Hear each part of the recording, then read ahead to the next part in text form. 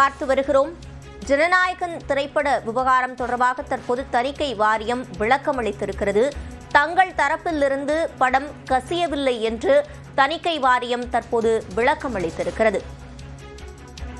தங்கள் தரப்பிலிருந்து ஜனநாயகன் படம் கசியவில்லை என்று தணிக்கை வாரியம் விளக்கம் அளித்திருக்கிறது. ஜனநாயகன் திரைப்படம் இன்னும் அதிகாரப்பூர்வமாக வெளிவராத நிலையில் அது கசிந்ததால் ஏற்பட்ட சிக்கலில் தற்போது தணிக்கை வாரியம் விளக்கம் அளித்திருக்கிறது. கூடுதல் விவரங்களை செய்தியாளர் வேல்முருகனிடம் கேட்கலாம். வேல்முருகன், முழுமையான விவரங்கள்.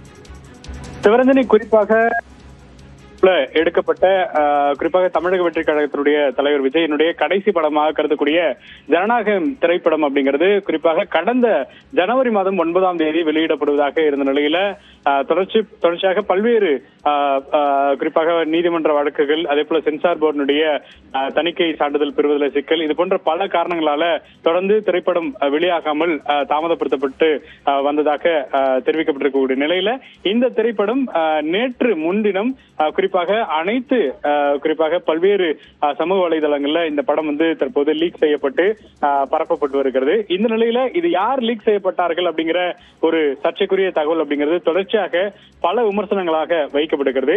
குறிப்பாக தணிக்கை வாரியிடமும் அதே போல தயாரிப்பு நிறுவனமும் தான் இந்த படத்தினுடைய முழு காட்சிகள் அப்படிங்கிறது இருக்கும் அப்படிங்கிற தகவல் இருக்கக்கூடிய நிலையில இதை ஒரு சில நபர்கள் மத்திய அரசினுடைய கீழ் இறங்கக்கூடிய சென்சார் போர்டு அந்த கட்டுப்பாட்டில் இருந்துதான் இது கசிவிடப்பட்டதாக தகவல்கள் சொல்லப்பட்டதை மறுத்து தற்போது சென்சார் போர்டு ஒரு விளக்கமானது கொடுக்கப்பட்டிருக்கிறது.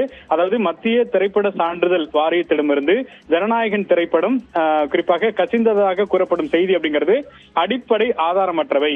குறிப்பாக திரைப்பட சான்றிதழுக்காக சமர்ப்பிக்கப்படும் போது அனைத்து திரைப்படங்களுக்கும் அதாவது கேடிஎம் என்று சொல்லக்கூடிய கீ டெலிவரி மெசேஜ் முறைதான் பின்பற்றுவதாக அவர்கள் தெரியப்படுத்திருக்கிறாங்க. குறிப்பாக இந்த டிசிபி டிஜிட்டல் சினிமா பேக்கேஜ் அப்படிங்கிறது கடந்த 17ஆம் தேதி மும்பையில உரிய அங்கீகாரத்துடன் விண்ணப்பத்தாரிடம் ஒப்படைக்கப்பட்டிருக்கிறது.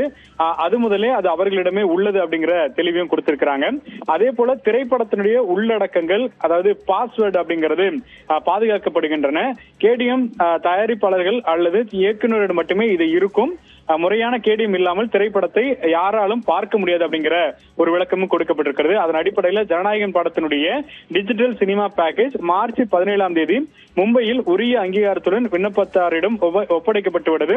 அது முதல்ல அவங்க கிட்டே இருக்கு அப்படிங்கிற ஒரு தகவலும் சொல்றாங்க. இதன் மூலியமா சென்சார் போர்டுக்கும் ஜனநாயகன் திரைப்படத்தினுடைய இந்த லீக்கேஜிற்கும் எந்தவித சம்பந்தமும் இல்லை. இப்படி குறிப்பாக ஆதாரமற்ற தகவல்கள் அப்படிங்கிறது கசிவிட வேண்டாம் அந்த மாதிரியான ஒரு தகவல் அப்படிங்கிறது கொடுத்திருக்கிறாங்க. சிவரஞ்சனி, விவரங்களை வழங்கியமைக்கு நன்றி வேல்முருகன்.